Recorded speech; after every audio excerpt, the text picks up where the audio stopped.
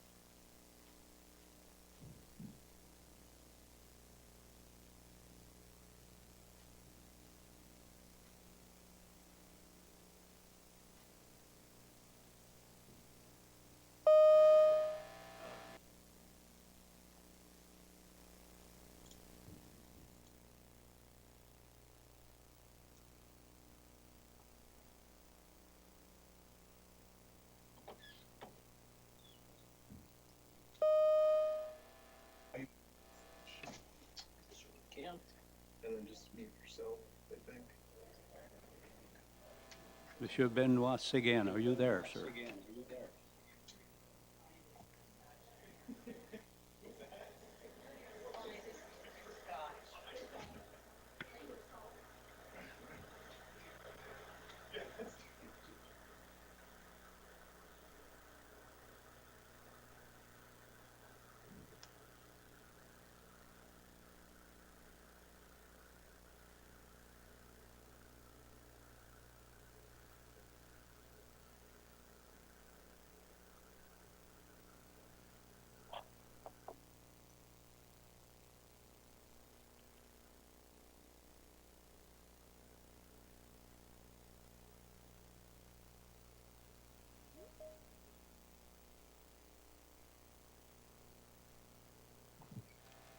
Mr. Benoit Séguin, are you there?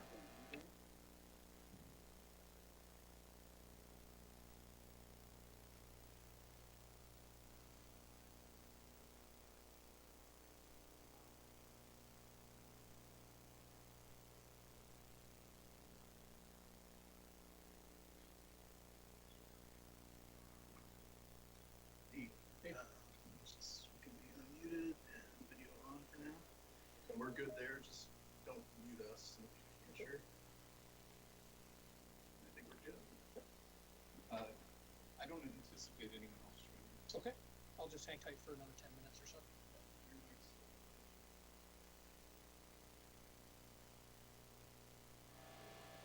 Monsieur Benoit Séguin, are you there? Yes, I'm here. Okay, you'll have to turn your volume up quite a bit. Okay, let me try to do this. Is this a little bit better?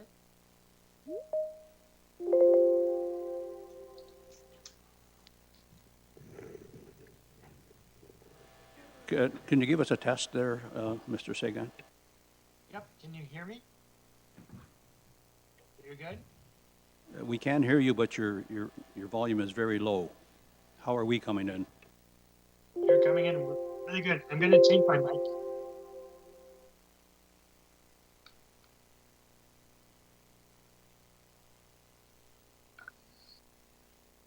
Okay, it is 2 o'clock, and we will start the special meeting of the Norfolk County Police Services Board.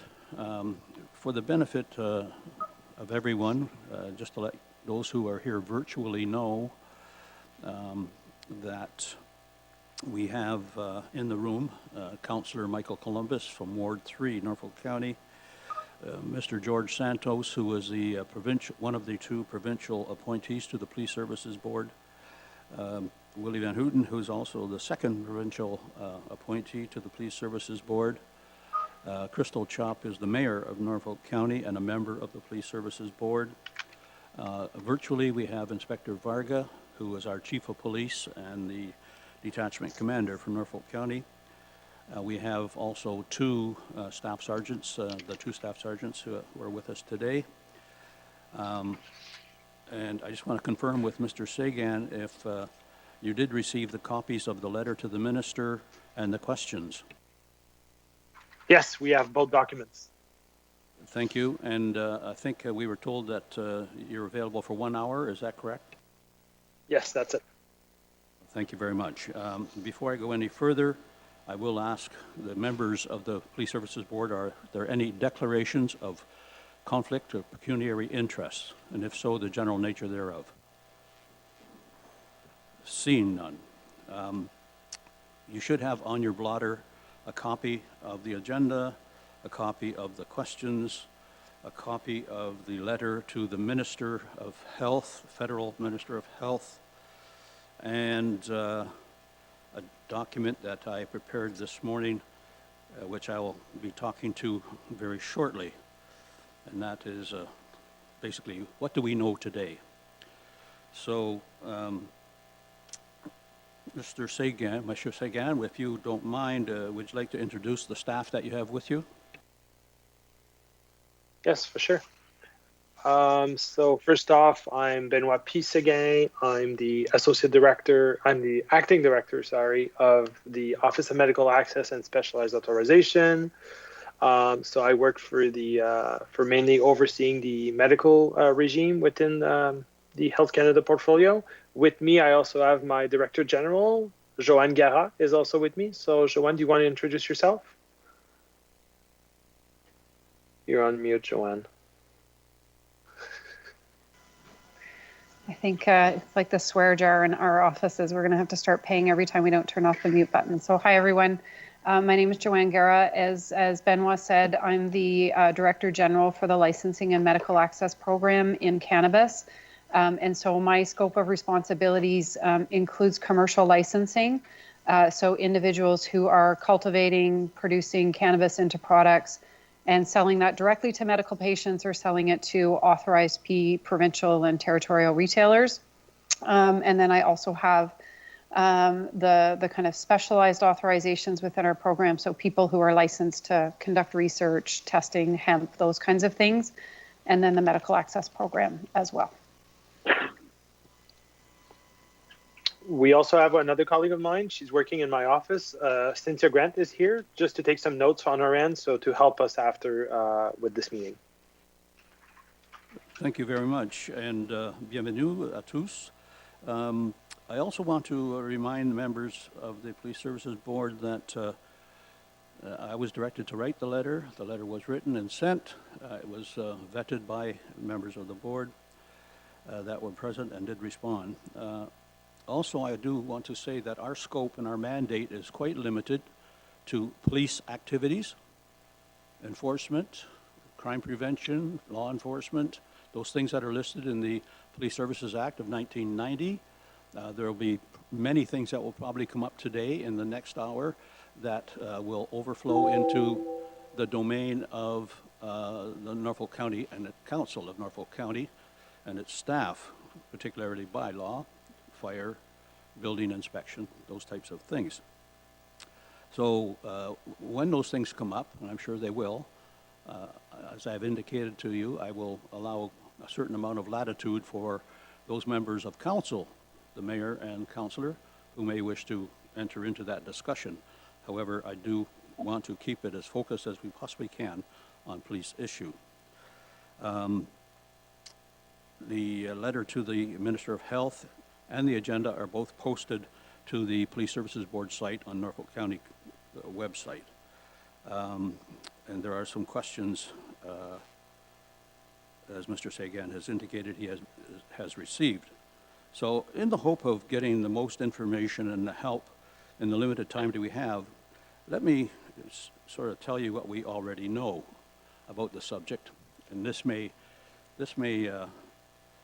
help you, Mr. Sagan, and you might have an editing pen or a pencil handy. We know that the courts have established the right of individuals to reasonable access to cannabis for medical purposes.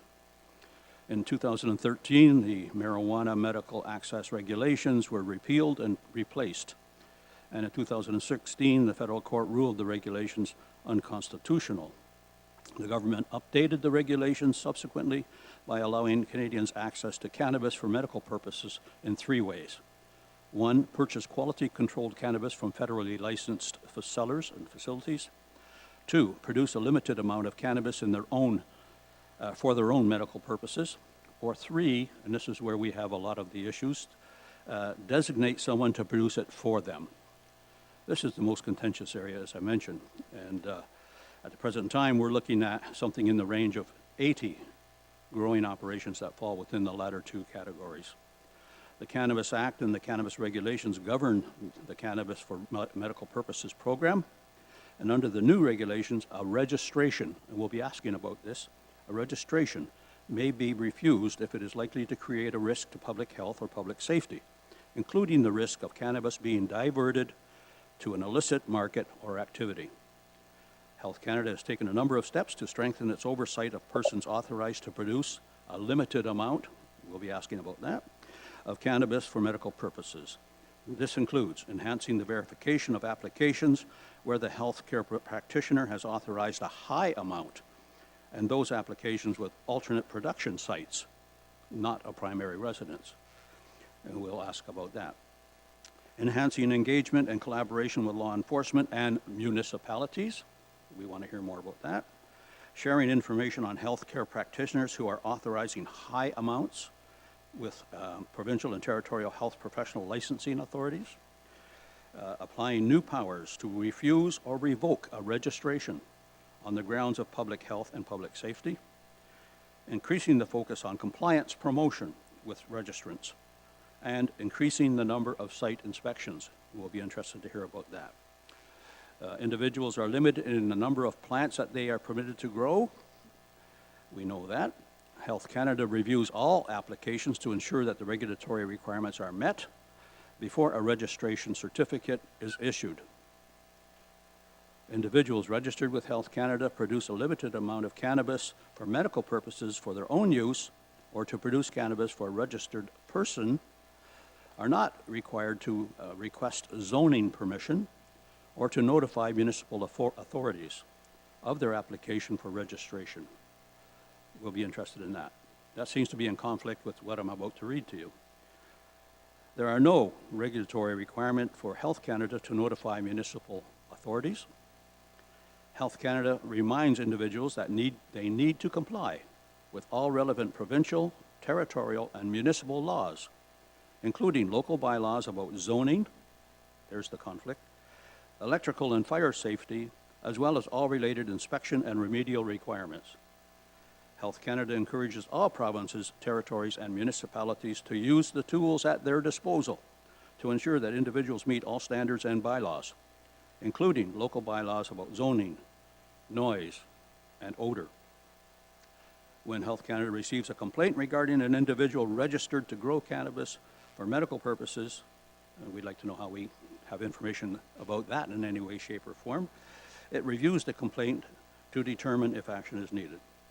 Health Canada supports law enforcement representatives by providing a dedicated service 24 hours a day, 7 days a week, to confirm that specific individuals are authorized to possess or produce a limited amount of cannabis for medical purposes.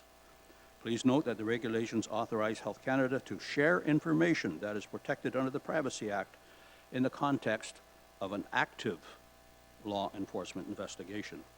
And I'm just about finished here. There is also a scenario where the production site in question is illegal and is cultivating more than the 4 plants allowed under the cannabis regulations and/or is not registered to produce cannabis for medical purposes. Anyone who suspects activity that may violate a law or a bylaw, including the Cannabis Act and the Criminal Code, should immediately contact their local law or municipal bylaw enforcement authority. And from that point forward, I'll just add one thing, in that following your presentation, Monsieur Benoit, Monsieur Seguin, we have Detective Inspector Jim Walker of the Provincial Cannabis Task Force will be joining us, if he hasn't already. So with that, Monsieur Seguin, over to you. So where should we start? First off, we want to thank you for inviting us for discussing this. We got all your questions. We'll try to go one by one, and I think I will invite you to maybe, if you want to go to specific questions, or you just want me to go over all the questions that you sent us previously. the floor is yours, sir. You go as much as you want, and I will entertain questions after you either indicate you will accept questions or at the end of your presentation. Perfect. Thank you so much. So I think you covered most of my speaking points, but I will still repeat myself a little bit. So like you said, cannabis for medical purposes is regulated in Canada mainly based on court decision since the end of 1990s up to today. It's mainly linked to court decisions that is pushing the government to offer cannabis for medical purposes. In light of all of this, in 2018 and in the regulation to create the Cannabis Act, we have two regimes in Canada that you can access cannabis for medical purposes. The first one, it's the commercial licensing entity, which is license holder that has various type of license, cultivation, processing, and they can sell directly to a registered person with them, which there's more than 340,000 people, if my numbers are right, that are already registered with them. And so people can access cannabis for medical purposes. They need a medical document from their doctor, so to be able to access it through them. And the other avenue, like you said, is they can produce for themselves. So Benoit could produce for him. Once he has a medical document, the conversation takes place with a doctor. So he can come to Health Canada and provide all the application form, and we will review and we will grant. I will go in details after this on the different steps we have. An application for people to grow at home based on the number of gram per day that the doctor provided to the patient. And if Benoit cannot produce for himself for many reasons, so Benoit doesn't have the condition, we need to remember ourselves that cannabis in this avenue is for medical purposes, for medical reason only. So the person will designate someone else. I could designate Joanne, for example, my colleague. She will grow for me, and she will be able to give me the product that she's growing on my behalf. What I can say is every application is reviewed to make sure it complies with the regulatory framework. One aspect is that we are making sure that every address, there's not more than 4 registration per address. That's one of the requirements in the regulation. That's something we looked and we make sure that everything is complying with this.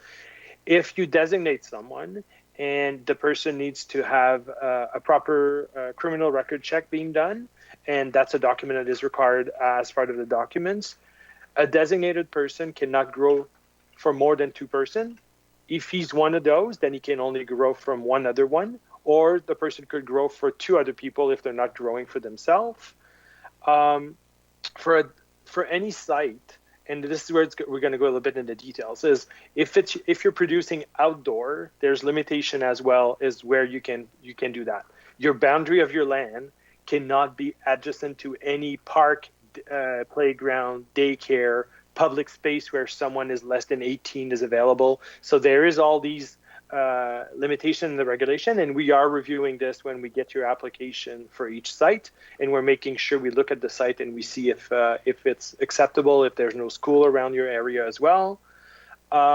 We do verify the medical document that is submitted with every single documents as well. We verify if the doctor or the healthcare practitioner is in good standing. Does he has the authority to prescribe cannabis?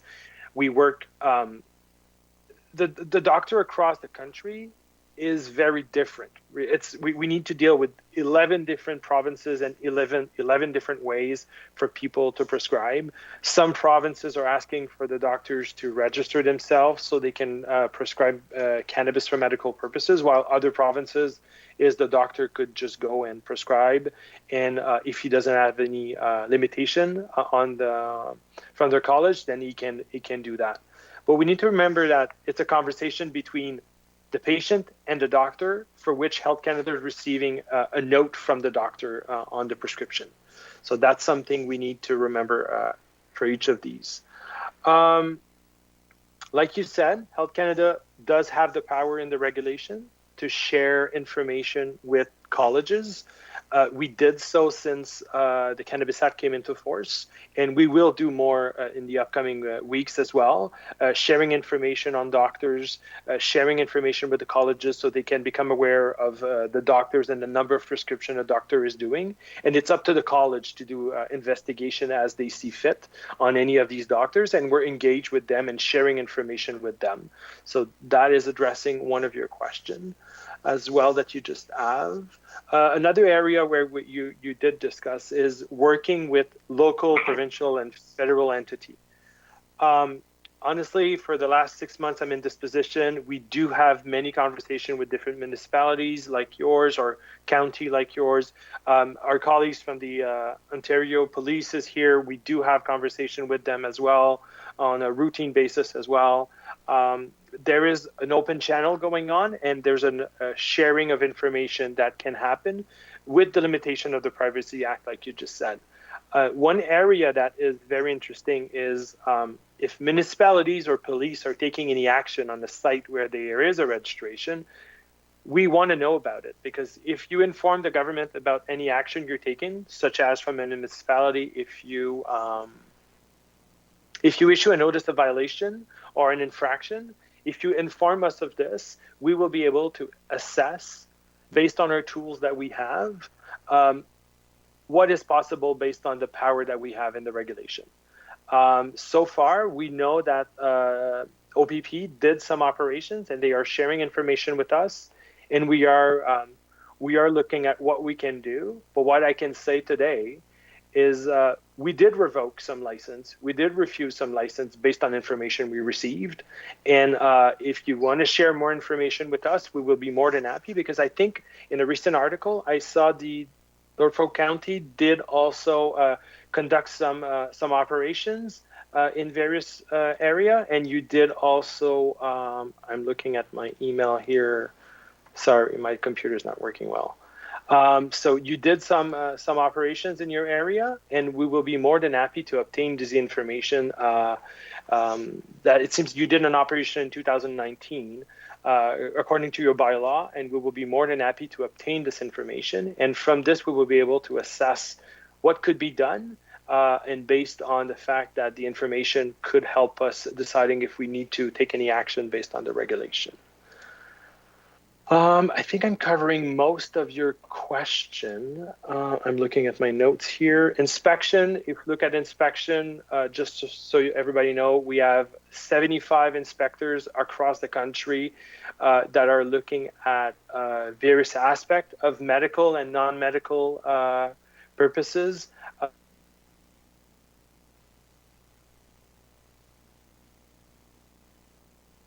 Which is the biggest portion of the industry, and it's linked to the quality standard of the product they are providing to them.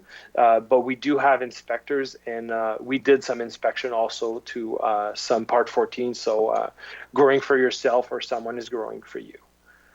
I will look to my colleague, to my Director General, Joanne. If you want to add anything, I have more, but I want to also leave the floor for questions if you have questions. And we can go to other elements that we have as well. Joanne? Yeah, just maybe the only other things that I would add is that, when we look at the program, there's, as you had indicated in your opening remarks, there are different ways that people can access cannabis for medical purposes. And when you look at kind of total number of individuals sort of taking advantage of that system, it's over 300,000 individuals. By far the majority of people are accessing their product through a license holder, or they're just in fact no longer using that system and they're accessing it through a provincial retailer. So in terms of the whole scope of people accessing cannabis for medical purposes, the personal registration and the designated grow, someone registering to grow on someone else's behalf, really kind of represent sort of an overall fraction. And then I would say kind of within that, the designated growers, which you had indicated was kind of a specific area of concern for you, and we could probably understand where some of that's coming from. And that also represents a small fraction. I think in total, it's kind of around 1,000 out of the 33,000 people who are registered to grow cannabis for medical purposes. So I would say, when we look at trends over the last number of years in terms of kind of how many people are using that program, what's the amount of cannabis that they're using, in general, I would say most people are using amounts that seem consistent with medical information that's available, even if that isn't always robust, as you would maybe see in other areas of clinical practice. But we are seeing physicians that are prescribing in much higher amounts, and that is concerning to us. It's concerning in the sense of, is there good information to support that prescribing practice? Or does it speak to other issues? Is there something else that's going on behind the scenes where they're producing those larger amounts and they're distributing that in some way that would not be permitted under the framework? And then what we saw with some of the recent OPP activities is it's not even those high amounts that are problematic. You have individuals who are authorized to grow a certain amount. They're not authorized to grow anything more than that. And then they're clearly entering into an illegal space of growing sort of well beyond those production amounts. And so that gives us concern. And we have had, as Benoit said, a number of conversations with police services, both within Ontario and other jurisdictions, to sort of collectively figure out, what activities are they taking? How can we work with them to either provide, confirm whether or not these individuals are registered to grow. But if they do actually proceed and go on site and they receive information that suggests an individual is not complying with the framework, that we get that information in a, somewhat consistent way that we can then actually consider it against our authorities and take action. So it's just to kind of sort of put it in scope of, we have a big program. There are individuals that rely on this for medical purposes, and any action that we would take has to somewhat be balanced against that. And that doesn't mean that we shouldn't be, monitoring and seeing if there are individuals that break the rules. It's just any actions we have to take, we kind of do have to take it within that context.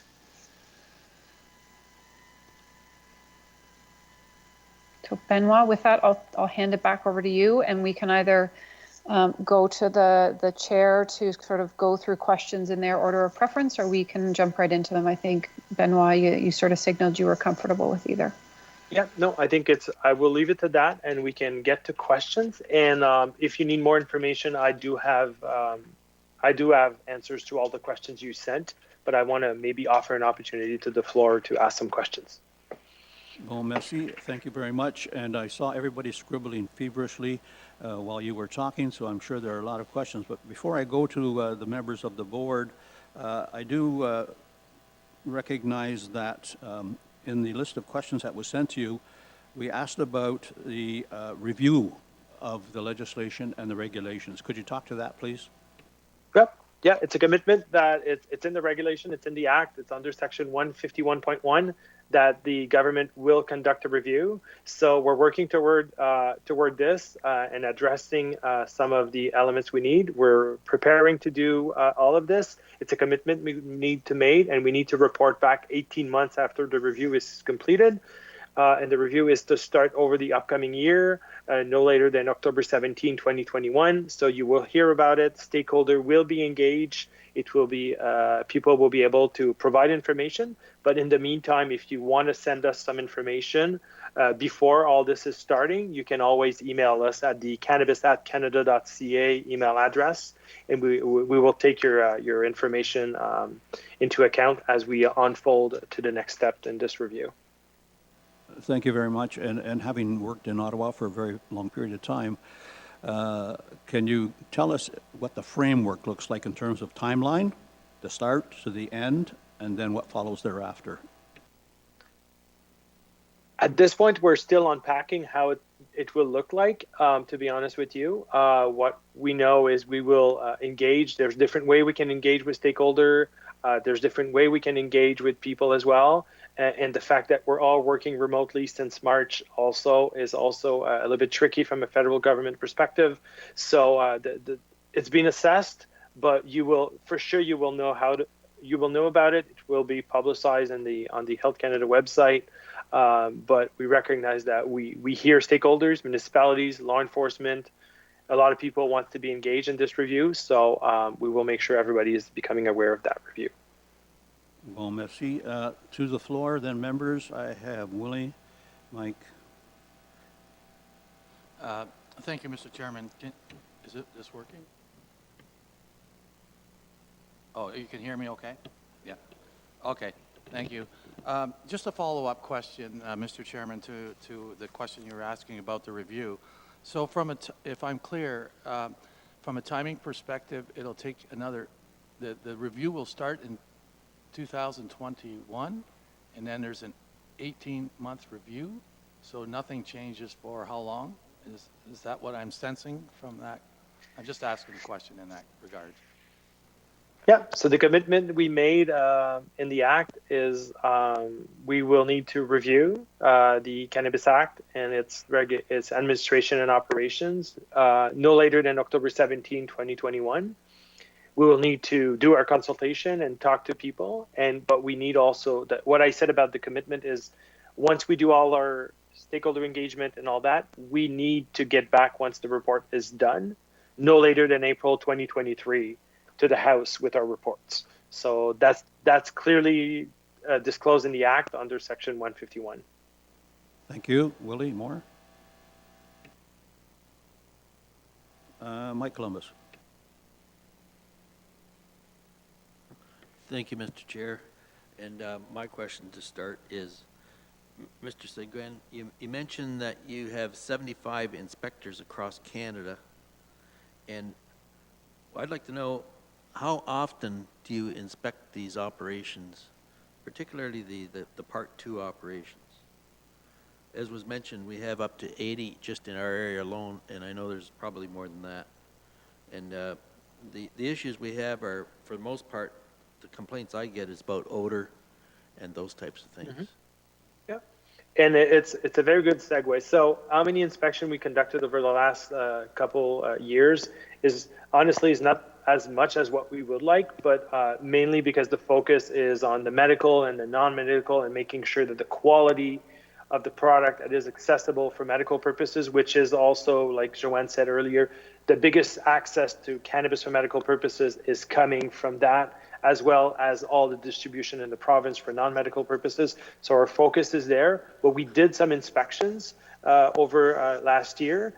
This year, there was some inspection being planned. COVID is the new reality, so we're limiting our traveling and all that. So we do have trained inspectors available to do some inspection. Related to your odor question, and that's very a good thing, is we look back in our system, and I don't know if you know, and we will share this with you, Mr. Chairman, after.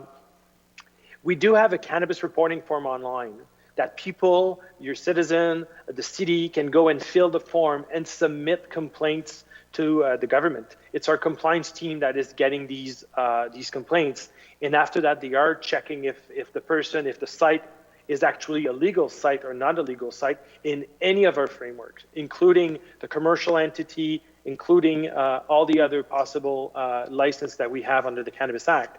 And if it's not the case, then we refer this to the RCMP, and now the RCMP will pick it up and will do their own investigation. But what we can say is we look in our numbers and we saw no complaints coming from your county at all since 2018. So we really invite you to disclose the cannabis reporting form. It's available on the Health Canada website. We will make sure you do have the link to it after this call. And we invite you to share this with your citizen and all that so they can submit any complaints, because orders, we agree with you, it's one of the issue we see, but we do, when we get complaints and it's a personal registration site, we do issue compliance promotion letter to these people to remind them of their obligation, to remind them of you need to comply within the boundaries of the municipal laws, provincial laws, and the federal laws.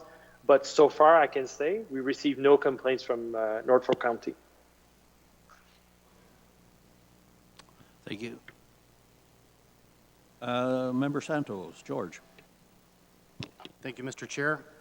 Bon après-midi, Monsieur, Madame. And merci Merci beaucoup.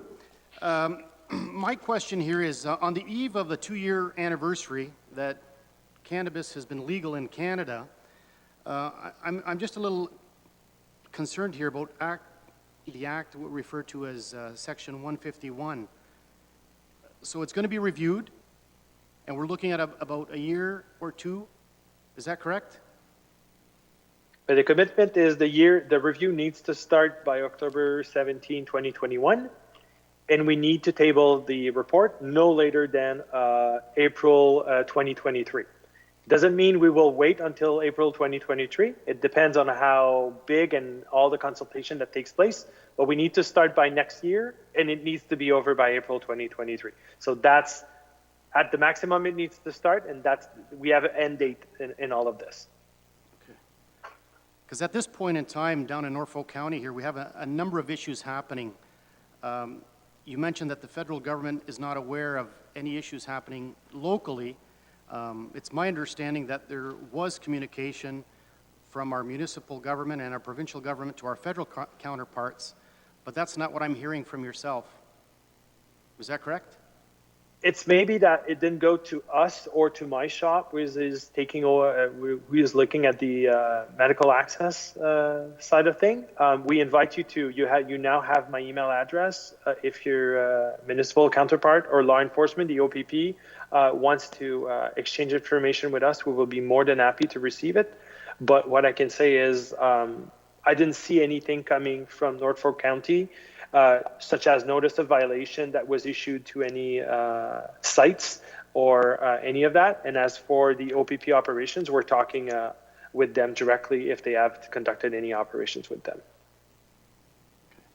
Mr. Chair, one other question. The concern that I have right now with Health Canada is basically the information that your office is advising us as a board, and we're an advisory board, is as useful as rearranging the deck of the chairs of the Titanic. We've got a problem. Our local bylaw enforcement officers are aware of what's happening. The OPP are aware of what's happening. And what we're hearing is, well, a year and a half to 2 years from now, this is going to be looked at. Is this what I understand? So, No. Oh, Joanne, you want to jump in? yeah, I was just going to say, so I think, I mean, we're here as kind of representatives of the government. So we're kind of doing our best to communicate how the program operates and kind of the confines that we operate within. Fully understand kind of frustration on your part. I think what, Benoit is trying to articulate is we have a legislative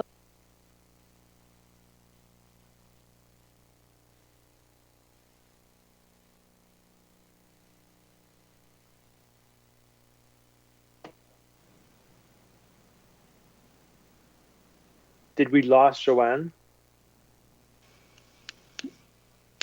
Here she's frozen in time. Can folks hear me? Yes. Okay. Yes. So I don't know where I got cut off there, but just to say, what we're saying is the legislation sets out the parameters for that review. And that's what we operate within. We're certainly not in a position ourselves to amend that legislation. Those are acts of Parliament. And I think what we're here to kind of to understand and to have a conversation with is to understand what your frustrations are on the ground. What is the information that you're receiving? What we're saying is there is a formal legislative review, and those are the parameters within which it will unfold. That doesn't mean that as municipalities come to us and raise significant concerns, that we won't look at those and do an assessment as we would with any other policy issue within the program of, is there a more serious problem here that needs attention more quickly in a different way or other? So it's not to be dismissive in any way. It's just the question was asked of us, what are the parameters for the legislative review? And so we've set that out. That doesn't mean we're not willing to hear suggestions, recommendations, or significant areas of concern that you feel need to be addressed in a different time frame. We're certainly not in a position in a call today to make guarantees of that nature. As you understand, many of you interact regularly with governments. Those have specific processes around them. Some of them are ministerial decisions. Some of them are cabinet decisions. And so as a representative, I'm not able to make those commitments, but more than willing in being at the table today to hear some of those concerns and the specific areas of concern and what you feel you need within your municipality, like us, to kind of work with the tools that you have to address some of the issues for your community. Well, thank you very much. We'll continue on then with the list of questions, and that is Mayor Chop. Thank you, Chair. Thanks, Joanne and Benoit, for joining us today. I don't really know where to start, to be honest. You made a comment, Joanne, just that, the Part 2s were causing us a little bit more of a challenge than the others. That's an understatement by far. We're having significant issues with the Part 2 operations. The fact that an online form hasn't been filled out, I can't speak to that. But I'll give you one example here, which is 681 Concession Road 14 in Norfolk County. So this was based on a presentation that I made. The data is going to be a year old with some of the numbers I'll give you from the resources we expended on this. So I did this in AMO last year. On this property, 3 individuals were criminally charged in June of 2017. And it was remanded until October 29th for illegal possession and cultivation of marijuana. At the time, more than 5,000 plants were found on that site, at that location. Despite being aware of the pending criminal charges, Health Canada continued to issue a designated producer's license in May of 2018 for 936 plants. At that point, it was 234 plants per person. Health Canada, as a result of those pending criminal charges, knew that this property was clearly in violation of Norfolk County's own cannabis zoning bylaws and that the minimum setback requirements were not being met. At the time, the applicant also came to council when they were applying for setback relief, falsely claiming that they had applied for an LP license as well. So somebody put the question, that was submitted to you, and I quite liked it. I'm just wondering if you could comment first. So this was 87,000 square feet of cannabis that was being cultivated for 4 people.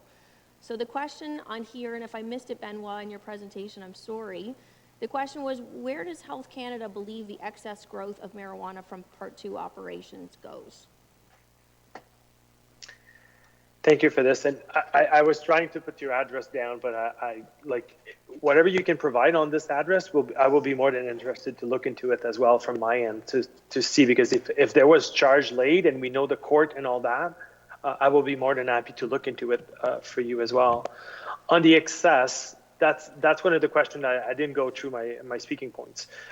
Something that is clear is the regulation is allowing limited amount of production, right? And it's based on gram per day that the doctor is putting on a medical document. A rule of thumb is if you grow indoor, it's 1 gram a day equals to 5 plants. If you grow outdoor, 1 gram a day equals to 2 plants. There is a nice calculation tool that you can see on a Health Canada website that is available. There's no max on the number of crops you can do over a year. So if you are having a green thumbs, you can grow multiple crops a year. If you're not have a green thumb like me, you will get only 1 or 2 crops a year. So that might also impact the amount of stuff you have. For the overproduction, the registration is very clear. We don't talk in quantity of gram you produce. We talked about number of plants you can possess at any time. So if you have 100 plants, you can never have more than 100 plants in production, including if it's indoor or outdoor or both.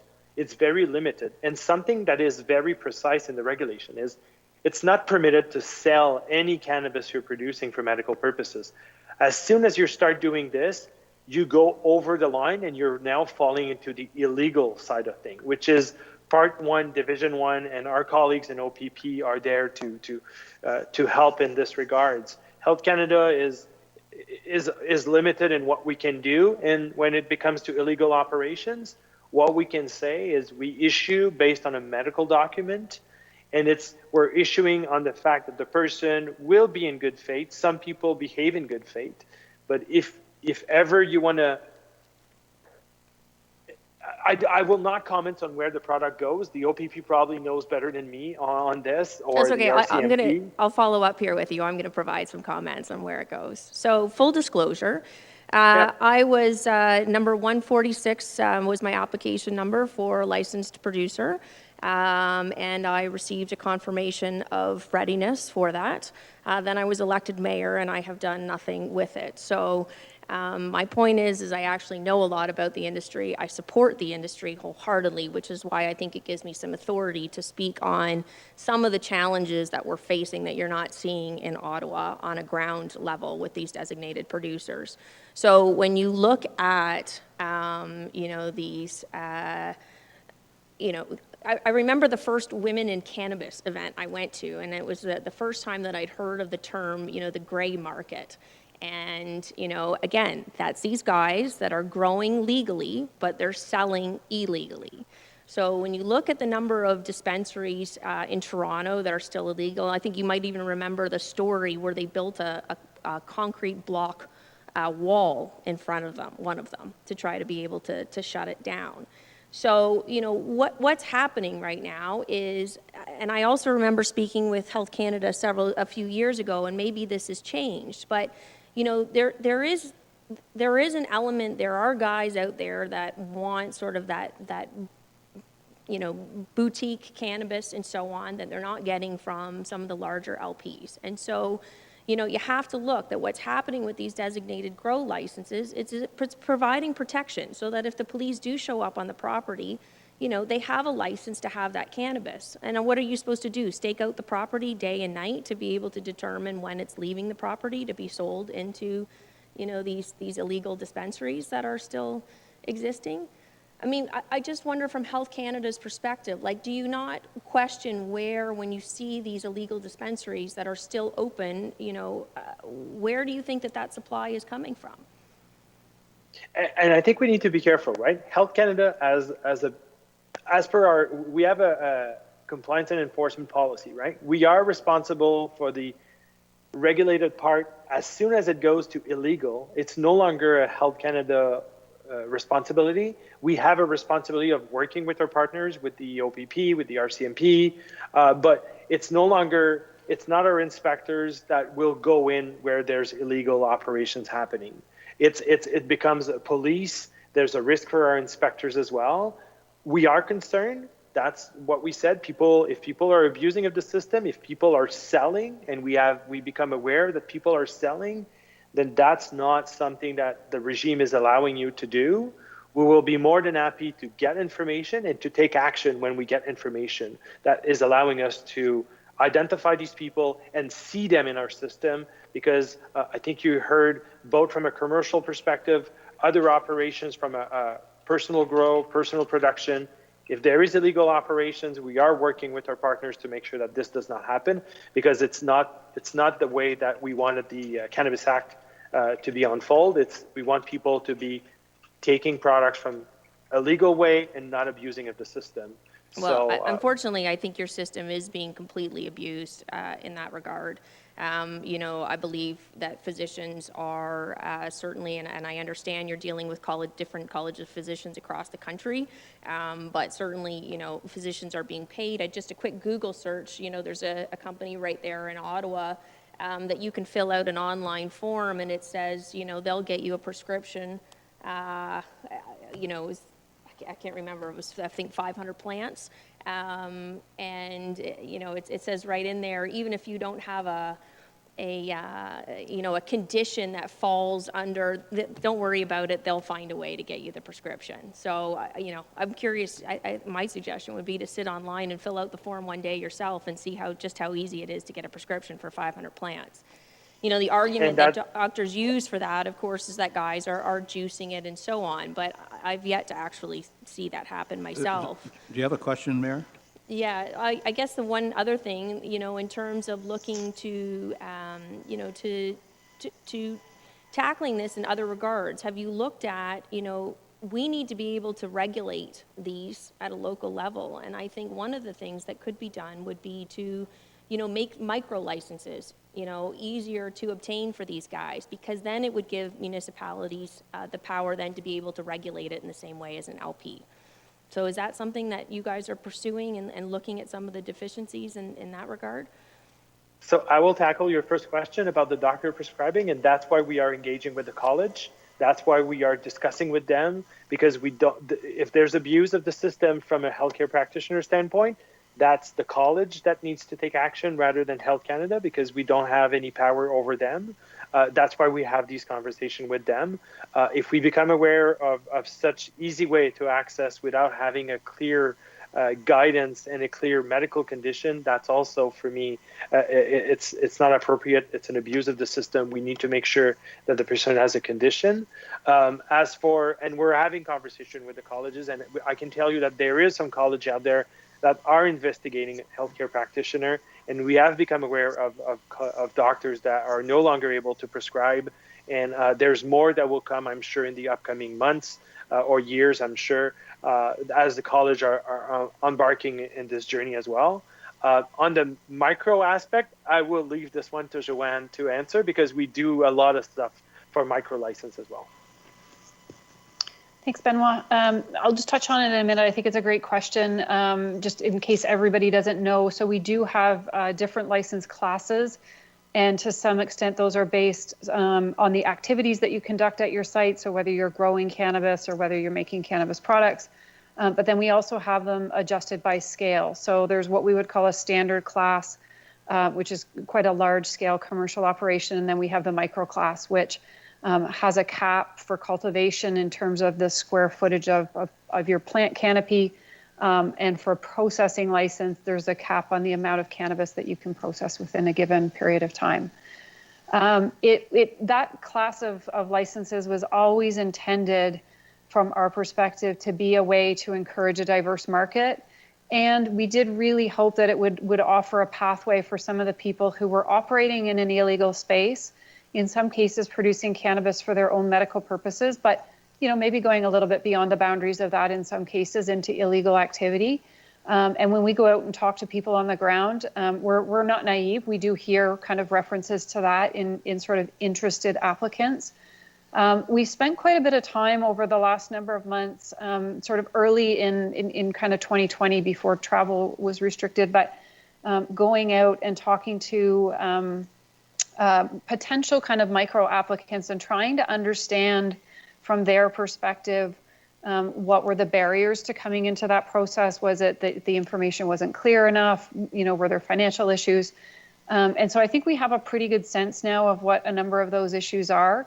And we're trying to kind of work with internally, just what are things that we can do to make that process easier for potential micro applicants to come in. When we look at our queue now, it's promising for us. We actually see more micro applicants coming in now than standard applications. And every week we're actually licensing more micros than standard. And in many cases, there are individuals that we know were previously had a personal registration and now they've come into the legal space. So we actually see that as really promising, but we know that there's a lot more work to be done there. So we're trying to come up with a little bit of a strategy right now as to what that could look like for us. But when we did those consultations, we did quite a period of them back in February of last year in BC. We actually invited the provinces to come along with us for it, so that if there was anything that was related to their framework and how product is distributed, it could be taken into account as well. So we're hoping that that will kind of serve as a model for us for other regions. So it's a fantastic question. It's an area that we're really interested in. We're starting to see really good signs, but we're just not quite where we would like it to be as of yet. Thank you very much. I have two other speakers. Mr. Van Houten first. Yes, thank you, Mr. Chairman. And the mayor actually asked the question that I was thinking of at the time. But just as a prelude to it, you're seeing prescriptions from maybe 1 or 2 grams per day all the way to, and maybe you would know the range. I'd be curious about that range, but I'm hearing something like 100 or 150 grams per day. And then that leads to the question of where do you believe that the excess of that goes? So I just wondered your comments on that. Thank you.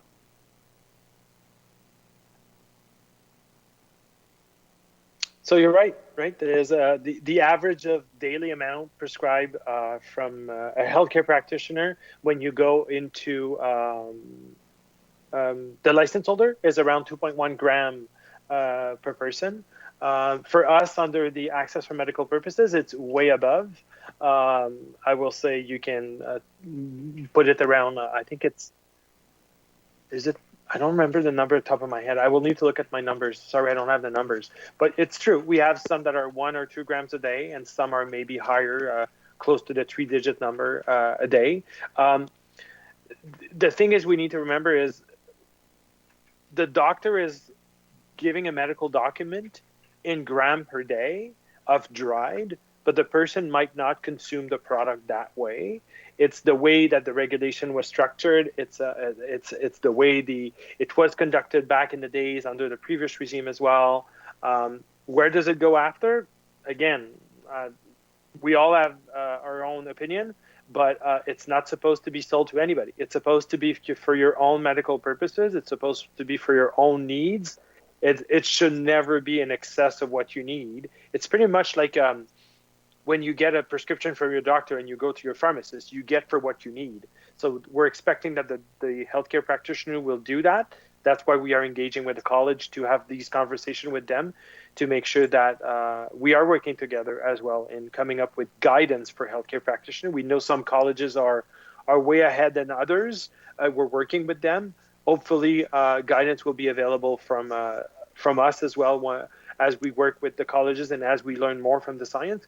But at this point, there's no actual guidance available on how much because it's still pretty new. And there's not a lot of science and research available to link cannabis use for X disease since it's not really a drug according to the Food and Drug Act in Canada. I don't know, Joanne, if you want to add anything to this or if you're good. No, I think you've hit it, Benoit. I mean, I think what people are highlighting is that we are vulnerable to poor practice. So physicians are licensed professionals. They have they meet with a patient and they're basically providing a prescription that says, based on my patient's medical condition, they think this is how much product that they need. And so today, have received those, and we're working within the assumption that someone is practicing in good faith as they're licensed to do. And kind of what you're seeing there is some physicians, like, any other practice, there are some people that are really good and there are some people that aren't. Some of that might be intentional, some of that might be nefarious, but there's probably, there might as well just be some good faith physicians practicing and not feeling like they have a lot of information, and so maybe just not making the best prescribing decision. And we're vulnerable to that, and that is where, as Benoit said, we're trying to have those conversations with the college to find out, what are they doing as well to sort of oversee and manage physicians who appear to have really poor prescribing practices. Thank you. Councillor Columbus. Thank you, Mr. Chair. You've heard that Norfolk County has at least 80 of these grow operations, and if Norfolk County is not the cannabis capital of Canada, it is close to being at the top.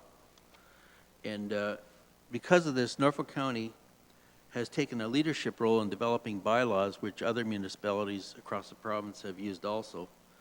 And these are separation distances from residences.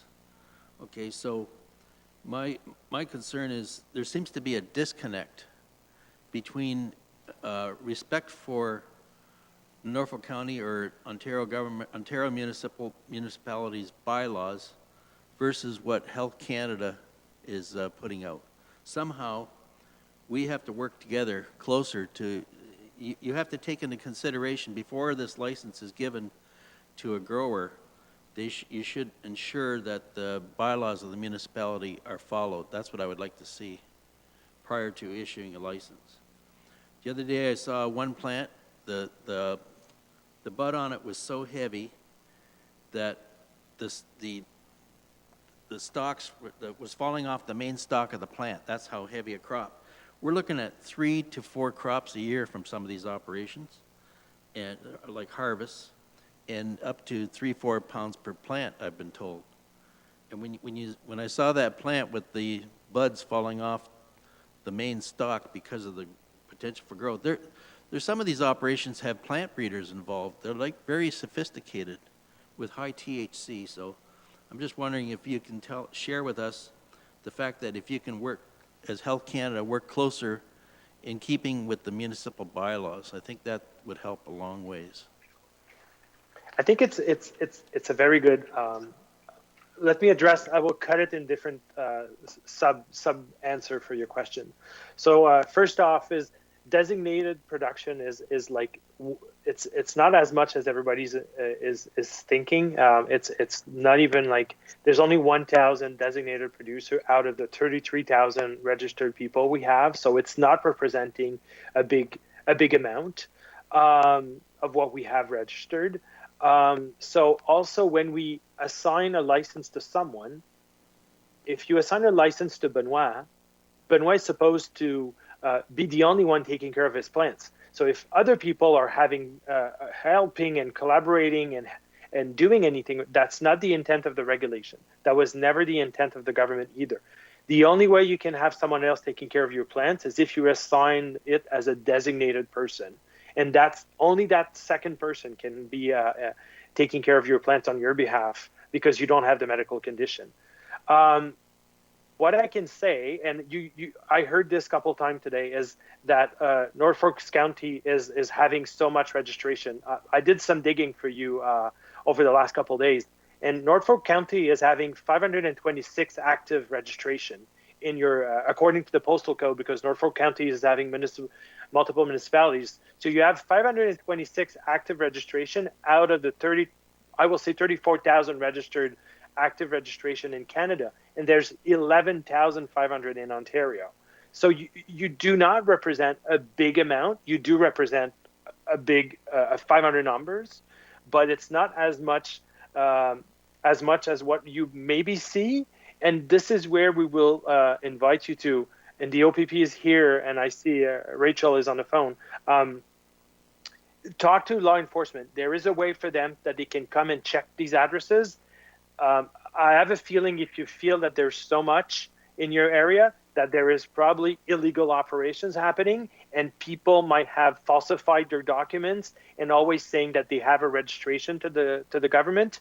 And if so, the police can do these checks on your behalf. And after that, they will be able to see what they can share with you guys and also what is possible. So that's question number one, and maybe question number two as well. As for working with municipalities, like I said before, we need to remember that this is for medical purposes. We know that some are maybe having laws and bylaws restriction in your area. If you do come across these, once we registered them, just let us know. We will be more than happy to work with you. First off, do compliance promotion with them, making sure they comply. If they don't comply, we can see which refusal or revocation power we can use in our regulation to make sure that it doesn't create a public health and safety concern, and that we can make sure that the person was having a procedural fairness as well for since it's supposed to be accessing cannabis for medical purposes. I think that's the key point is people are having a medical document. Yes, there's maybe abuse, but there is some people out there that really need this medication or this product for medical purposes, I should say, not medication. Thank you very much, Benoit. And I have two other individuals who wish to speak, but I look at the clock and it's now 3 o'clock. Are you available for a few more minutes? Yeah, I will take the other questions. Okay, I have Mr. Santos and then the mayor. Thank you, Mr. Chair. So this question is for you, Benoit, and for Joanne. There's an old saying, you wake up and smell the coffee in Ottawa or in Hull, Quebec, and Norfolk, when you wake up, you smell cannabis. So my question here is, we have the second largest police force in Canada, the OPP, and we've been told that their hands are tied because of the rules. So how I see it, we're in Norfolk County, this is tobacco country, and it's heavily regulated and taxed. So when it comes to marijuana in the Part 2, I don't see this heavily regulated or the taxation. And both operations are treated very differently. Now, one of our board members is a tobacco farmer, and he could relate to the fact that not only is he heavily regulated and taxed, but when the cannabis with Part 2, I don't see it. You mean, so taxation and all that for license holder is pretty similar to the tobacco world. As for personal production and all that, we need to remember ourselves, it's for medical purposes.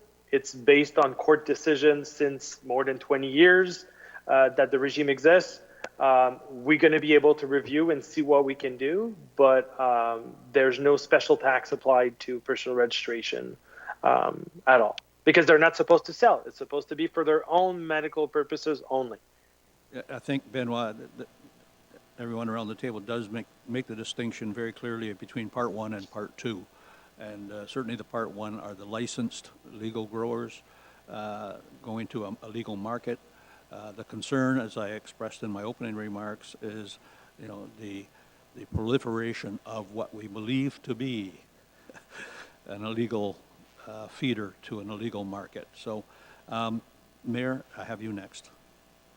Thank you, Mr. Chair. Just a little bit of a follow-up from before. So when that address that I gave you, 681 Concession 14 in Norfolk, when you say we only have a handful of designated growers that are registered here and that they don't represent that large amount, the challenge is it only takes even a couple of them that are causing us enormous challenges. So at one point, we even had a bylaw officer hid in a truck to be able to get inside the facility to determine, to get the pictures, to show that there was cannabis even in this building and so on. So when we look at the numbers that were provided to me by the residents that are around 681 Concession 14, this was as of last August, more than 500 calls to Norfolk County, more than 100 calls to OPP, more than 75 calls to Health Canada that they have recorded, which is why I questioned this online form, more than 500 calls to the Ministry of Environment. So, I think really the biggest thing that we need in the municipality is we need notification of the designated growers in the same way that we're provided notification for licensed producers. And that way, we have an ability to say right away to you at Health Canada, hey, they're not in compliance at that address with our, local bylaws. And that would be, I think the biggest step for us. I've looked at Lambton has, I believe it was Lambton County, they have some zoning bylaws that are specifically directed at Part 2 operations. But again, we have to be able to know that that's what that is at that address. So are you saying that there's a way for you to provide us with that information then?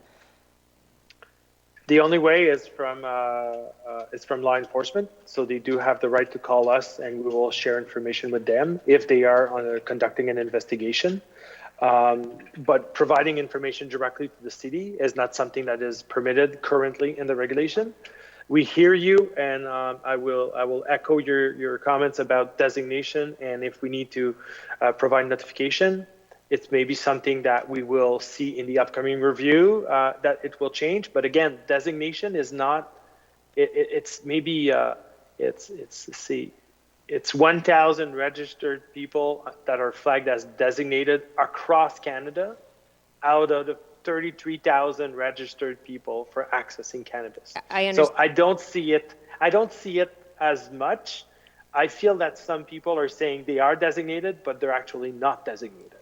Well, the example that I gave you, we know they are designated. We knew they had criminal charges. Health Canada still gave them the license. And again, we've spent, enormous tax dollars already on, litigating that matter, lawyers, court costs, hiring bylaw officers and so on. So I just want to highlight although that number is a very small portion in the overall licenses that you have, it only takes a couple of those facilities, that are set up in residential areas to cause municipalities, enormous headaches and enormous amounts of wasted resources.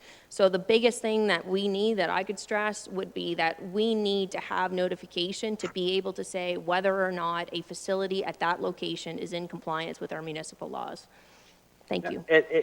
And if you have information about that address and you did late charge and there was some bylaws infraction as well, again, you have my email address now. Send the information my way, and we'll see what we can do if they have an active registration with us at that address. Perfect. Thank you, sir. Thank you, and I did notice that Detective Inspector Walker did raise his hand. I'll leave it to him to speak now. Good afternoon, everybody. And just be quick, just mindful that Benoit might have to leave here, but I just want to cover something off while you had him online, just so that everybody has a clear understanding. And so I have a clear understanding is, Benoit, when we talk about the sharing of information, yes, obviously the regulations stipulate that Health Canada can share with law enforcement. It is our understanding that we cannot disclose that information because it's medical related. So turning around and turning that information or advising local bylaw of that is a contradiction of those regulations.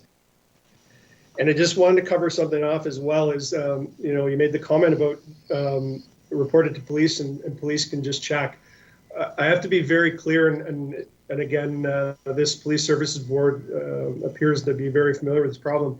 For the OPP to investigate, we have to have reasonable probable grounds of a criminal offense. And simply the fact that there's a marijuana grow there, we are not the regulatory inspectors for this regime. So, and we've had those discussions over the years about who is in the best position to inspect these grows. Obviously, the OPP will become engaged and has been engaged when we can show there's clear diversion and a criminal offense taking place. So I want to clear that up while we still had you on the line, and then I'll leave it be for now, and I can come back and make proper introductions. Thank you very much, Inspector Walker, and we'll conclude at this end in a moment, and then we'll come to you. So if you just stand by. Mayor, you wanted to say something?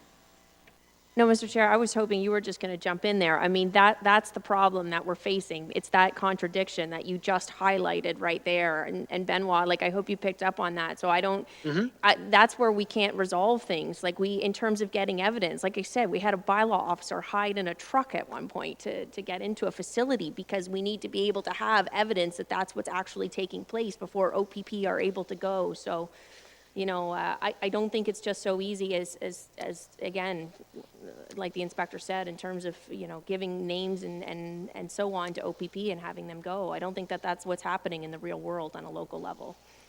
Yeah, I want to maybe say we don't ask that it's really if you do have I believe you do have other laws and bylaws you can also enforce, such as scent. If I think where I am in Canada, scent, noise. All this is there's bylaws officer are coming here and giving notice to some of my neighbors sometime when there's too many noise or all of that. There's other ways that I don't want your people to be putting their life at risk at all. We never want that. There's other ways for you to maybe have bylaws being respected. Fire code is another good example. And we do know some municipalities were successful. I think about Calgary. I know that maybe in Ottawa, there seems to be some bylaws that are successful as well. So it's maybe also to connect with some other colleagues that were successful.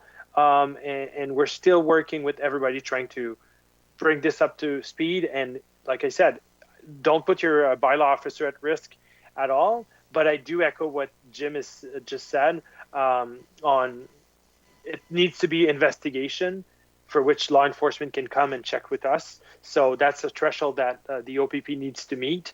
From our end, sharing information with municipalities today, so far, it's not something that it's allowed in the regulation.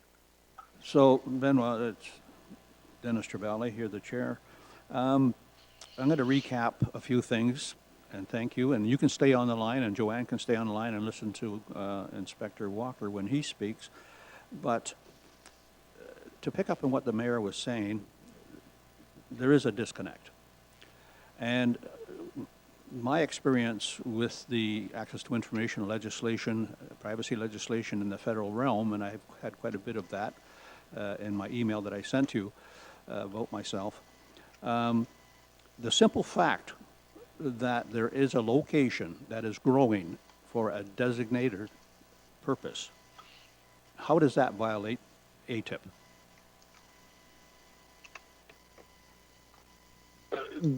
To be honest, there's expert on the Privacy Act and on the Access to Information Act, and there's legal decision that was made. There's court decision that was made on what is classified as personal information, and your address is part of that. Your name, as your date of birth, is all part of that. It's personal information that needs to be protected.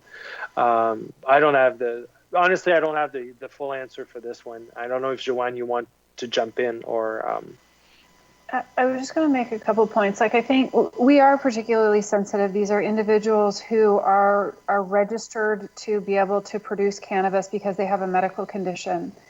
And so by nature of disclosing that registration exists, we're in a sense providing information on that individual's medical condition. We're acknowledging that they're allowed to grow the product because they have a medical condition, and we're providing information in the content of the registration that provides some element of what that medical condition is. And so that is why there is enormous sensitivity around it within the program. Just by acknowledging that they are registered to grow for medical purposes discloses the fact that they have a medical condition that requires them to use cannabis. And so we are particularly sensitive to it. If you could indulge me, I just wanted to go back to one of the comments that I believe it was the mayor had said. And I think, her comment is making a sort of provides an interesting perspective in the sense of there are many individuals who are registered to grow within your county, but there are some that are problematic. And so we're very careful to not sort of paint everybody with the same brush. And what we're very interested to hear from is, what are the indicators that you have that tell you that an individual who is authorized to grow for medical purposes is acting beyond the boundaries of that? So they're growing more than they're allowed to grow. They're selling what they're allowed to grow, all of which are activities that we consider illegal. The challenge for us is always figuring out who has received that authorization in good faith and is operating in good faith, who has received that authorization either from a physician who wasn't practicing well within their licensed authorities, and then what individuals are taking that and sort of either getting into, or growing beyond what they're allowed, they're getting into illegal activity. And so that is where we do want to continue to have those conversations. And I think your point of it only takes one is a very fair point.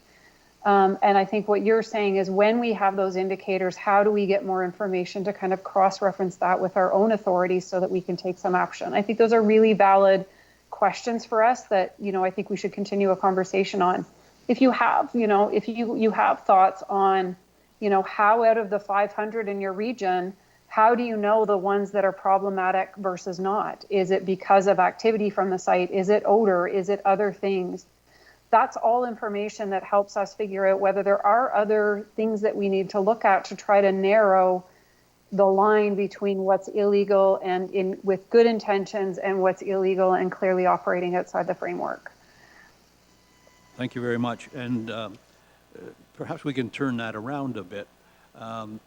It seems that the Act and the legislation and the regulations give limits or put limits in place.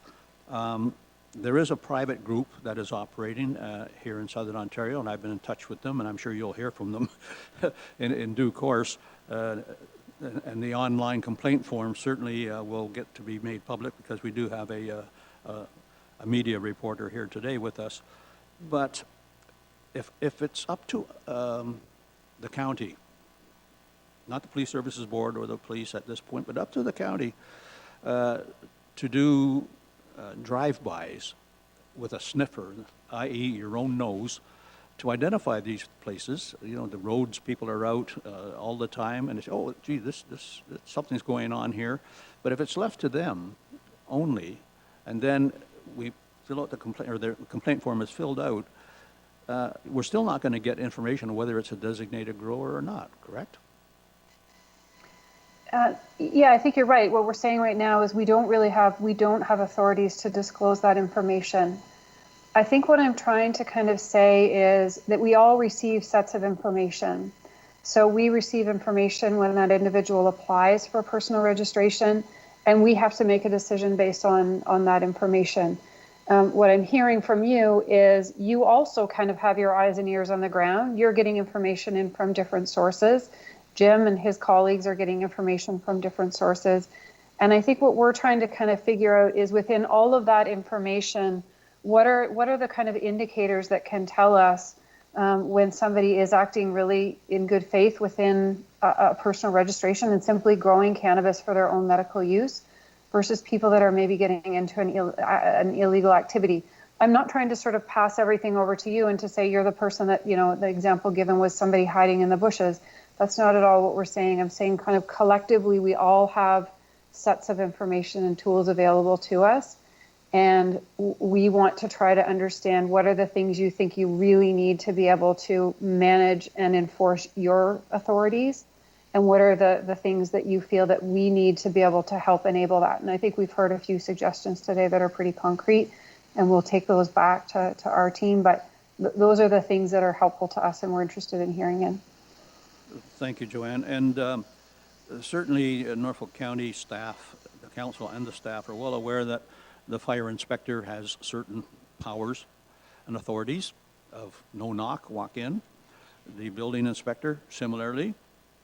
However, these are not enforcement people in the terms of they carry a weapon or have the authorities or powers of a peace officer. And so is it wise to put them in jeopardy simply to do an exploratory visit? That's not a question, that's just a comment I've made here. So we're going to leave a lot of the issues of communication with you on specific sites and concerns. Certainly the concession 14 issue that went to court. Leave that to the mayor and the council and staff to communicate with you on those issues. And I'm sure you're going to hear from Ms. France, Debbie France. If you don't know that name now, you will know it very soon, I'm sure. That's the private group that's out there, and the complaint form is now common knowledge to everyone who's listening here. This meeting is videotaped, and it will be posted on the county website. And it's also live streamed, so there are a number of people who will be watching. I'll call it delegation, but it seems more like a flow of authority where it fades out and comes back in. Health Canada to a province in terms of the health issues. We know that health is a domain of the province in most respects. And then to the municipalities for delivery services on the ground and those kinds of things. Has there been any discussion about delegating certain authorities under the cannabis legislation to the local health unit?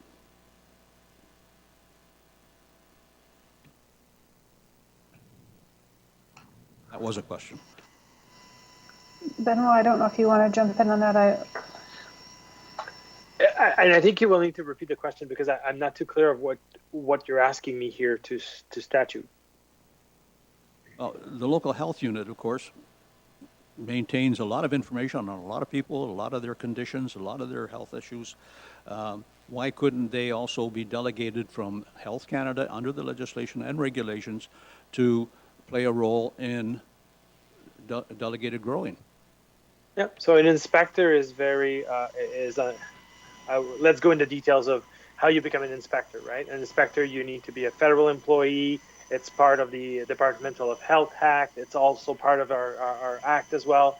The people that are designated as inspectors under the Cannabis Act have all a special training that they need to have. My colleagues from the inspection side of things will be able to explain to you more. But to my knowledge, I don't know any delegation that was given to another entity than someone that is within the federal portfolio to be designated under any act in Canada, to my knowledge. Okay, I appreciate that very much. And thank you very much to both of you. And again, I reiterate that you're more than welcome to stay online and listen to the presentation from Detective Inspector Walker. As a heads up, York Region, East Willoughby, you may not or may be aware that they have enacted a 5-point program for looking at issues such as illegal grows, designated grows, and from an enforcement perspective, an investigation and enforcement perspective. And we'll have a discussion here at the Police Services Board to see if we wish to invite them to our next meeting to give a presentation on that. So, but give you a heads up that York and East Willoughby are seem to be taking the lead in terms of cooperation between law enforcement and bylaw at the local level on this issue. So once again, merci beaucoup à tous. Thank you both for being here, and anyone else who's listening. And at this point, we will go to Detective Inspector Mr. Walker. Thank you. Good afternoon. Thanks for having us. I just want to introduce Rachel Huggins. Rachel Huggins is the executive lead for cannabis for the OPP, and she's been with us since prior to legalization. She comes obviously with a wealth of knowledge on this subject as well as all things cannabis, having occupied a position with the federal government. So Rachel has been, we've been kind of tag teaming as we've been going around the province, having these chats. It's funny, you mentioned York and East Gwillimbury. It was about 2 months ago I participated in a similar forum with them and York Police. So, and yes, York and York Police are endeavoring forward. So I'm going to be brief here. I'll give you kind of an overview of where we sit as far as cannabis enforcement in the province. So I look at this from two positions. First, I'm the Deputy Director of Organized Crime Enforcement here in Central, but also I'm the lead for the Provincial Joint Forces Cannabis Enforcement Team. And that team was formed in the wake of legalization. And its mandate was to obviously dismantle any organized crime groups and their ties to illicit cannabis, eliminate the illegal supply, remove the storefronts and online space, and then obviously target the proceeds of crime and assets. Our primary focus when we started in November, December of 2018, and was made reference, I believe, by the mayor about the illegal storefronts and how prevalent they were in Ontario at that time. I'll note our strategy differed from the City of Toronto in that our primary investigative tool was the Federal Cannabis Act, and we looked at these stores as significant illegal crime. Toronto took a bit of a different stance, and it's no fault of theirs, but they designated their bylaw officers to enforce that under the Provincial Cannabis Control Act. What I can say is we were very successful in the stores that we targeted in those jurisdictions that we were responsible for. We closed down and they stayed closed down. But as we were doing that work, obviously the shift focused to the supply and the online space, which we're now focused on. And one of the supply routes that we started to see through the intelligence was the diversion from the Health Canada Personal and Designated Production Scheme. And for the last year, the investigative efforts of the team were on that project Woolwich that just came to conclusion in August of this year. Part of that project obviously had an impact in your county with one site being located there. But what I can say is from that investigations and through my time with drug enforcement and organized crime in the OPP, this is not a new problem. This problem has existed under whatever rendition of access to medical cannabis. What I can say is, as of late, working with Benoit and his team, I am optimistic as we've had some very, very good gains with them as a result of Woolwich in providing them that information and then them taking that information and doing whatever they can under their authority to either not renew those registrations or revoke them entirely. But what I will caution the Police Services Board is Project Woolwich was over a year long. That I believe culminated in the search warrant of 26 locations, 7 of which I believe were illicit and illegal grow ops. It is a very lengthy criminal investigation to prove, obviously, at that level, the diversion and ties to other criminal entities. This Police Services Board, it's evident, this is the first time I've been in front of you, but it's evident you're very well versed on the problems. But again, just to reiterate what the police challenges obviously have been, it's the overproduction. And through that, it's the stacking of the licenses. So those 4 individuals that have a registration under one address for several hundred plants, usually unbeknownst to the municipality, then subdivide that lot into units A, B, or unit 1 and 2, and immediately can double their production. It was mentioned on here, low yield calculations. Again, you're well educated. You've heard our officers now are seeing plant yields of 2 to 3 pounds, which is significantly lower than what I believe the calculations from Health Canada account for. And then the fact that 3 to 4 crops a year can be produced. The other one we've really started to see is this definition between indoor versus outdoor. And you said, it was mentioned, what are some of the things that come to the municipalities? I know Norfolk, you definitely have a fair number of sites, but I can tell you, you're not alone in this. Everywhere in the eastern part of the province, from Lennox and Addington to Hastings County, here in central is Springwater, Oral. Go down further to the west, obviously Essex. They're all those municipalities are dealing with the same issue. And one thing that always comes, there seems to be a commonality, is they come on the radar a lot of times because all of a sudden somebody noticed the erection of these temporary greenhouses and whether or not they're indoor versus outdoor. It was kind of touched on the cost of these operations, obviously for law enforcement, but you as a municipality, I believe, have obviously felt when we do get the grounds and conduct one of these operations, the dismantling and the destruction of these plants come at significant cost, both the municipality as well as the OPP. I know as a result of the last month and a half, the OPP is shouldered a significant bill right now for the cost of haulage and destruction.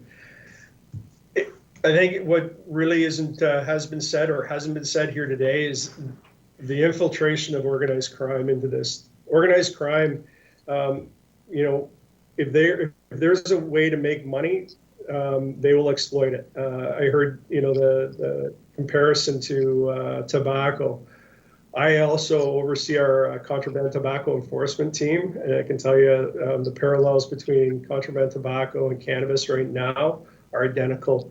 Organized crime uses that because they see it as a less risky endeavor, but the turnaround and the profits that they can generate from that are significant, and those funds do go to other criminal activities.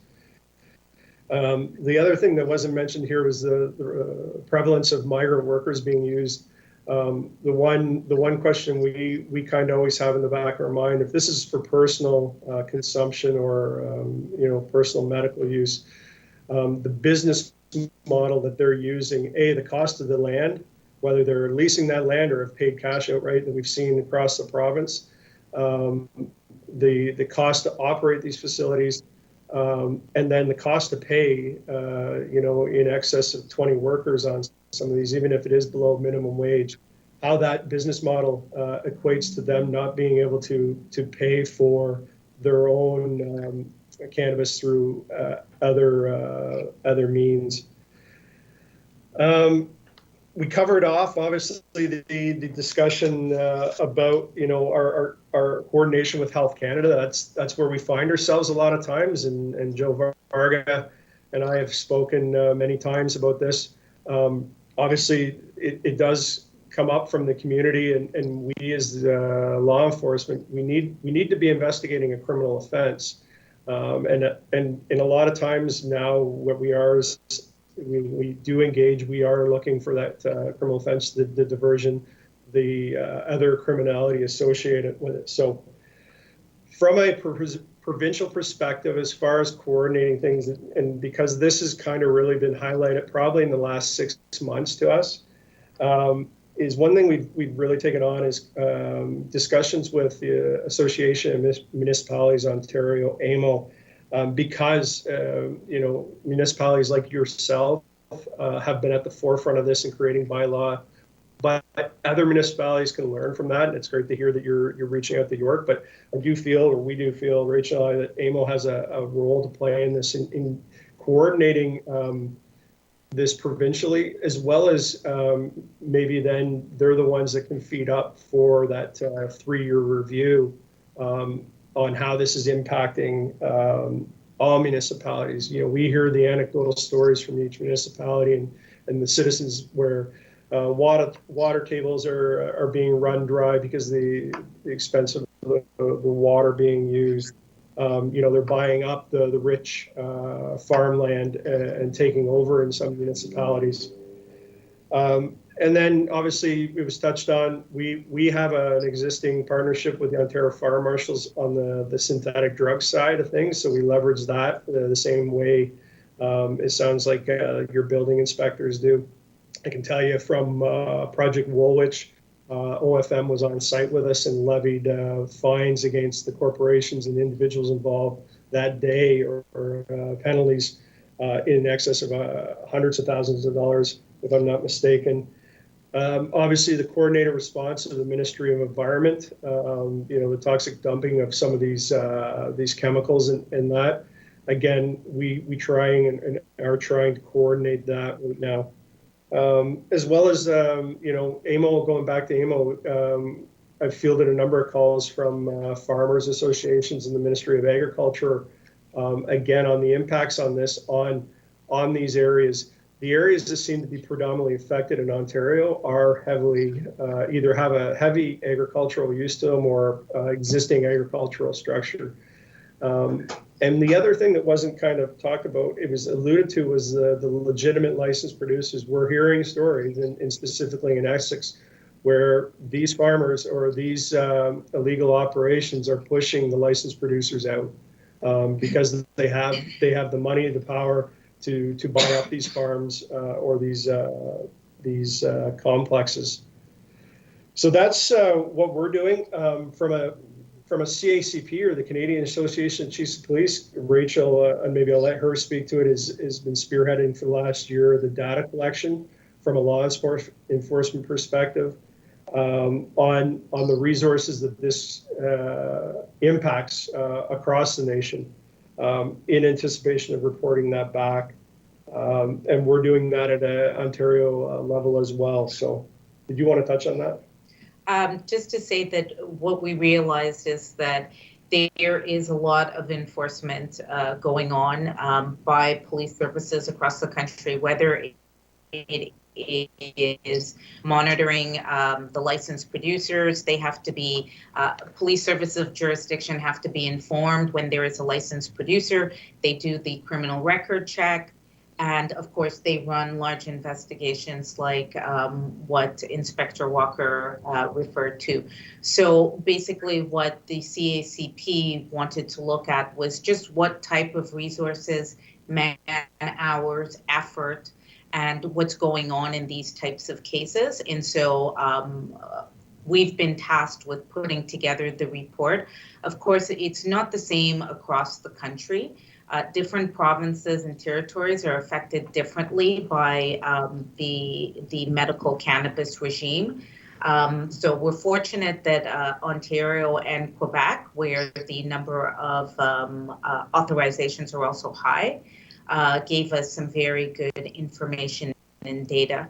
And kind of these kinds of discussions and with other groups really does help shape what the issues communities and municipalities and provinces and territories are facing. So we'll be able to articulate some of those concerns when the legislation is going to be looked at for review. Do you want to touch on NRC? Oh, sure.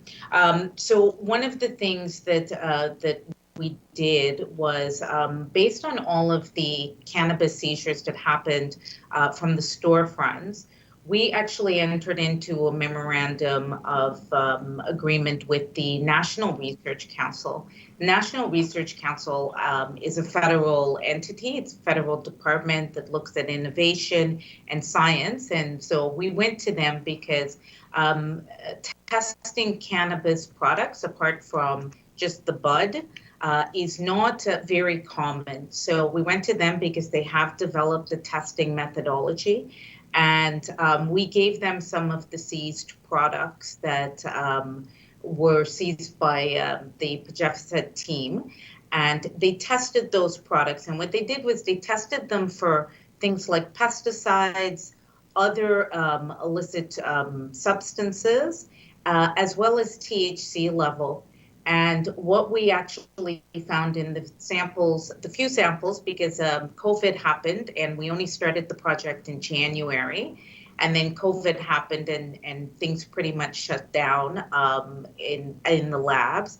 But what we have found is there are high levels of banned substances in the cannabis that were seized, the cannabis products.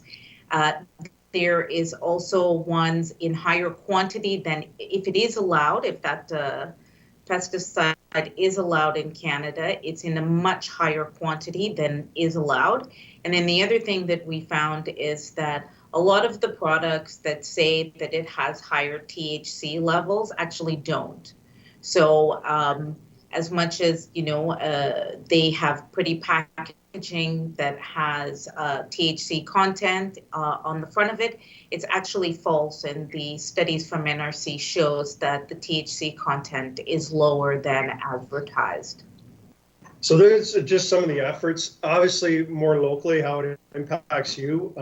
Our cannabis enforcement team is augmenting, obviously, Organized Crime Enforcement Bureau's contribution and your local, obviously your community street crime units, and assisting. So I know they've been engaged in operations recently down in Norfolk County, and they will continue that. Obviously, I can't talk about anything obviously ongoing, but just be rest assured that we know this is an issue. We are continuing our enforcement efforts and intelligence gathering, and maybe I'll leave it there. And data collection.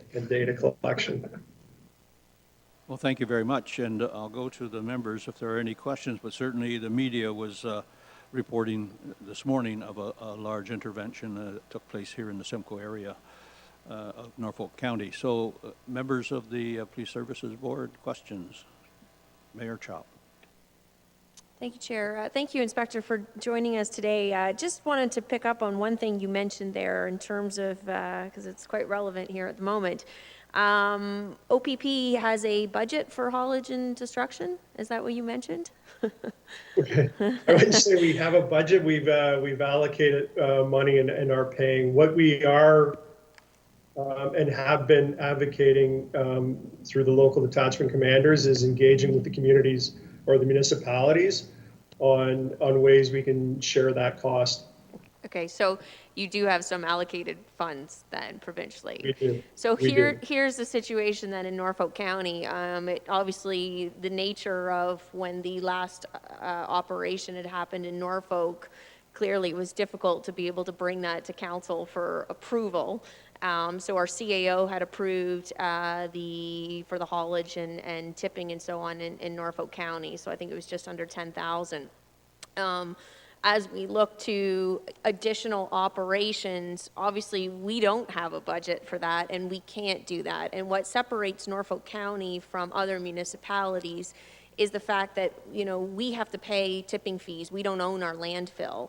So, you know, in the case of college and the staff time, that's an easy, right? I mean, that's something that we can provide you that assistance with, no problem.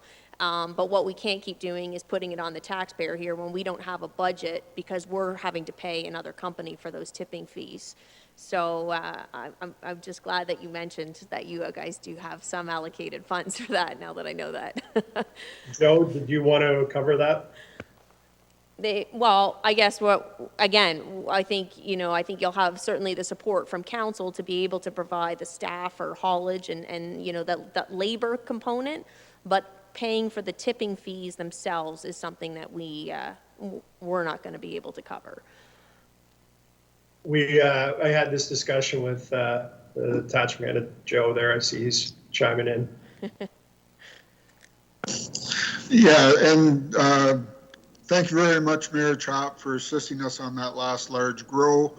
And I've had further discussion with CAO, Mr. Burgess, and I think if the county can continue to assist us with haulage and equipment to load the product, that we can work on a tipping fee arrangement.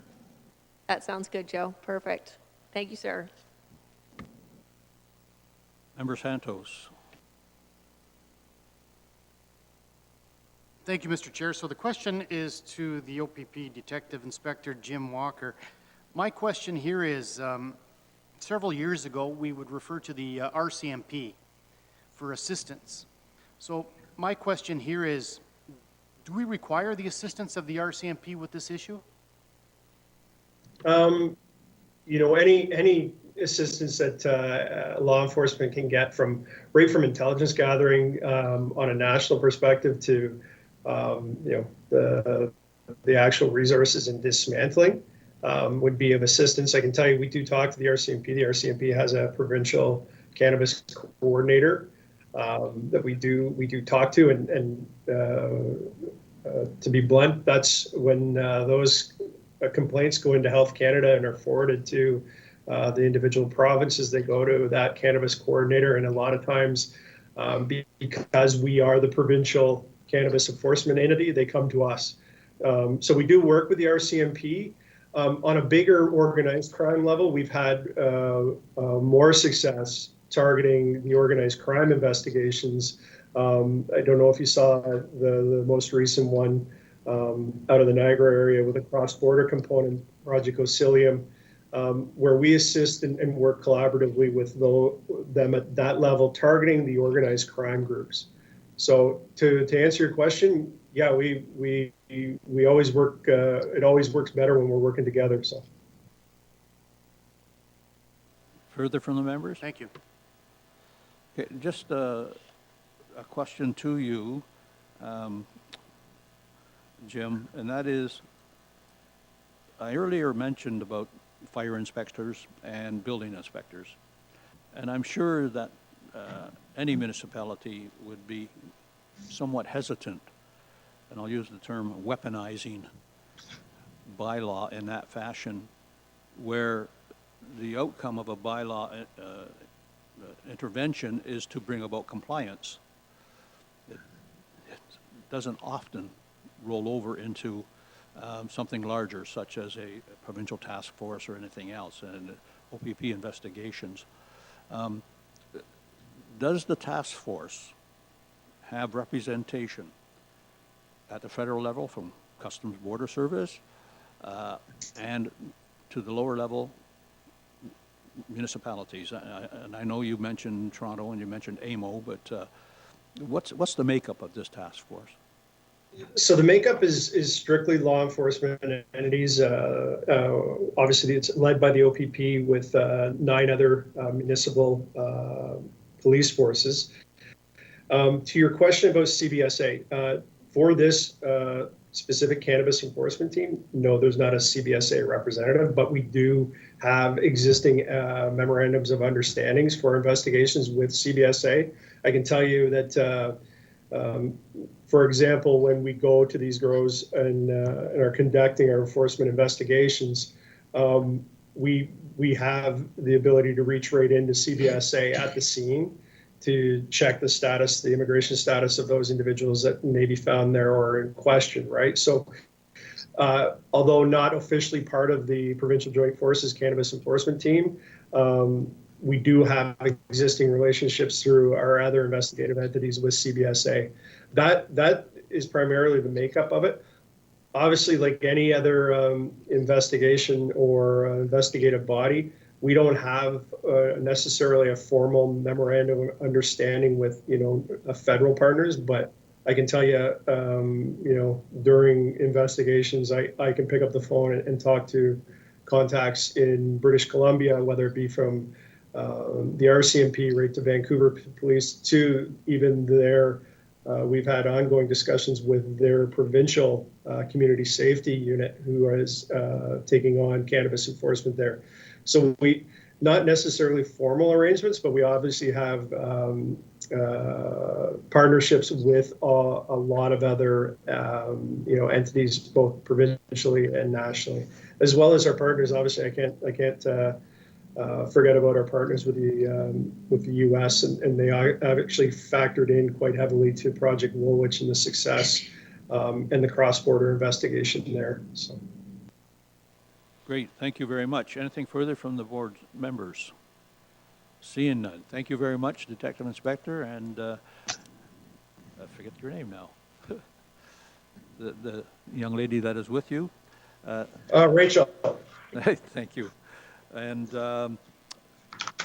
that sort of concludes our business for today, unless the board members have something further they want to carry on with. Again, I just want to reiterate that the PSB, by its role and mandate, it has very strict limitations in terms of those things that are in the Police Services Act currently, and that might be in the new one coming up. But having said that, there's a lot of good fodder to take away here for council members, to the rest of council and staff. And with that, I'll accept the motion to close the meeting. Oh, Mr. Santos? Mr. Chair, if I may, you mentioned that at our next meeting, we'd be inviting someone to attend. If I can get a consensus of the board members to do that, then I'll email all of you and we'll take it that way. And if that's the case, then we'll reach out to York, East Gwillimbury and see what they can do for us. Thank you, Mr. Chair. You're welcome. Motion to adjourn. Thank you, Mr. Santos and Mr. Van Houten. We're done. Thank you.